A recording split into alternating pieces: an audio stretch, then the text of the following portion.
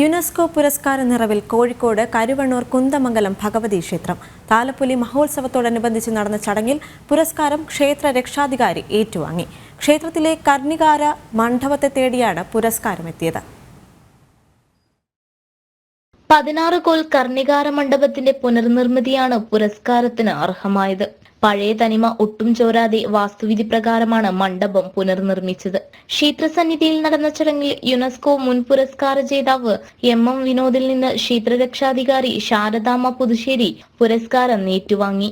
വളരെയധികം സന്തോഷമുണ്ട്. കാരണം നമ്മുടെ ഒരു കൊച്ചു ഗ്രാമത്തിലേക്ക് ഇത്തരത്തിൽ യുനെസ്കോൻ്റെ ഒരു അവാർഡ് എത്തുക എന്ന് പറയുന്നത് അത് ക്ഷേത്രത്തെ സംബന്ധിച്ച് മാത്രമല്ല, നമ്മളുടെ ഒരു പ്രദേശത്തിന് തന്നെ ലോകത്തിൻ്റെ ഭൂപടത്തിലേക്ക് കരുവണ്ണൂരിനെ എത്തിക്കുക എന്നുള്ള ഒരു വലിയൊരു സന്തോഷമുണ്ട്.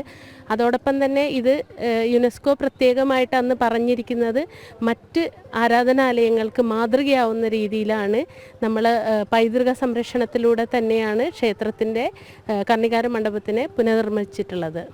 അപ്പം അതിൽ നമ്മളോടൊപ്പം ഒരു കൂട്ടം ആളുകളുടെ കഠിന പ്രയത്നം ഉണ്ടായിരുന്നു. പഴയ മണ്ഡപത്തിന്റെ തനിമ നിലനിർത്തി പുതുമയും ഉൾക്കൊള്ളിച്ച് വാസ്തുവിധി പ്രകാരമാണ് മണ്ഡപത്തിന്റെ നിർമ്മാണം. ഗുരുവായൂർ ക്ഷേത്രത്തിലെ കൂത്തമ്പലത്തിനും തൃശൂർ വടക്കുന്നാഥ ക്ഷേത്രത്തിനും പിന്നാലെയാണ് കരുവണ്ണൂർ കുന്നമംഗലം ഭഗവതി ക്ഷേത്രവും യുനെസ്കോ പുരസ്കാര നിറവിൽ എത്തിയിരിക്കുന്നത്.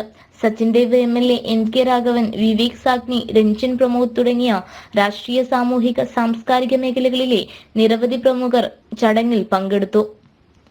ജനം, കോഴിക്കോട്.